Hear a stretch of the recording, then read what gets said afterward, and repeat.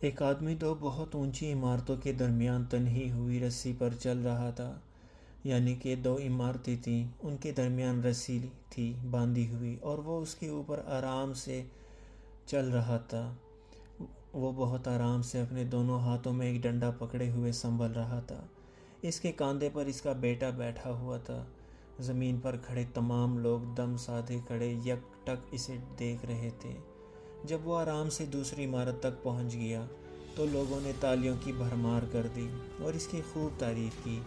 اس نے لوگوں سے مسکرا کر دیکھا اور بولا، کیا آپ لوگوں کو یقین ہے میں واپسی اسی رسی پر چلتا ہوا دوسری طرف پہنچ جاؤں گا؟ لوگ چلا کر بولے، ہاں تم کر سکتے ہو۔ اس نے پھر پوچھا کہ آپ سب کو بھروسہ ہے؟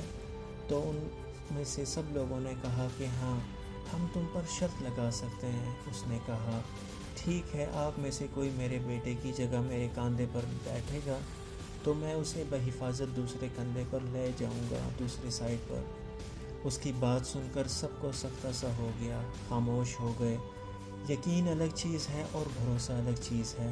بھروسہ کرنے کے لیے آپ کو مکمل فنا ہونا پڑتا ہے، اور آج ہم سب میں اسی بھروسے کی کمی ہے۔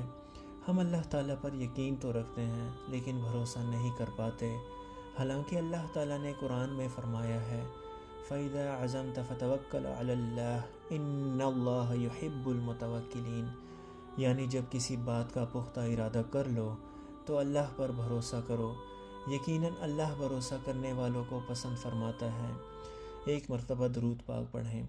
اللہم صلی علی سیدنا محمد وعلی آل سیدنا محمد وبارک وسلم۔